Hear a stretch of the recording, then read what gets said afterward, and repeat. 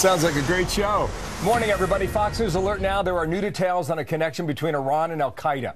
New documents that we're seeing for the first time showing the terror group using Tehran as a safe haven as the White House continues to push for a nuclear deal with the rogue nation. So what is in the documents? I'm Bill Hemmer. Welcome to Friday in America's Newsroom. Morning, Martha. Good morning, Bill. Good morning, everybody. I'm Martha McCallum. So it all comes down to the raid on Osama bin Laden's compound back in 2011 when the administration boasted that it had found a treasure trove of information in that compound. But what happened to all that stuff?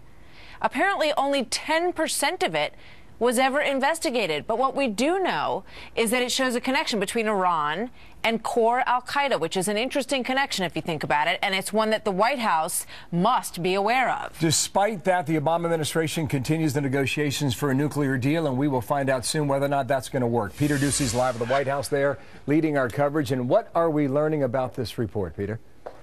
Well, Bill, first of all, it's not like these documents were found on a terrorist Twitter feed or during a routine interrogation. They were inside Osama bin Laden's house, and they connect him to Iran in a way that we have not seen before. There's this brand new piece by Steve Hayes at the Weekly Standard, and it features details about Iran's attractiveness to Al-Qaeda as a safe haven. And he writes, one letter from a senior Al-Qaeda operative to bin Laden in June 2010 lays out the plans of a core Al-Qaeda leader to travel to Iran. The letter notes that Sheikh Yunus is ready to travel, and the destination in principle is Iran, and he has with him 6 to 8 brothers that he chose. Hayes also writes that the White House has basically been ignoring the threat from Iran, but that next week, when Israeli Prime Minister Benjamin Netanyahu is here in D.C., people are going to hear all about that threat. If the White House knows about the link, why are they still talking and negotiating with Iran, Peter? How do they answer that?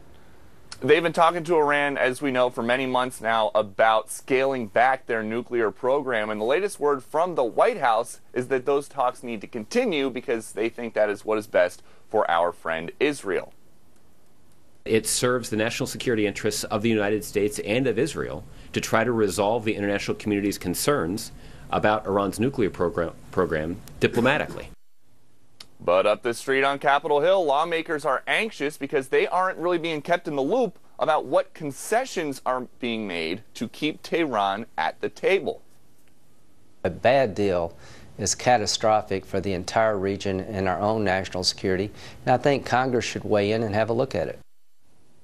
And the mystery about what's happening with Iran negotiations comes amid confusion from the administration about how dangerous the world really is. You've got the top intel official, Jim Clapper, saying that 2014 was basically the most dangerous year ever for terrorists. But then the top diplomat, John Kerry, says things not really as bad today as they have been in the last century. Bill. Peter, thank you. Leading our coverage there at the White House. More on this, too. Martha. Coming up, we're going to speak with Steve Hayes, who says that not only has the president's message been wrong about the threat of worldwide terror, but that the White House has known it all along that it was wrong. A lot of stuff in that piece from Steve Hayes. We'll talk to him in a moment. And Peter's point about Bibi Netanyahu Tuesday in Congress, we'll have it live for you right here on Fox. 3 minutes past now.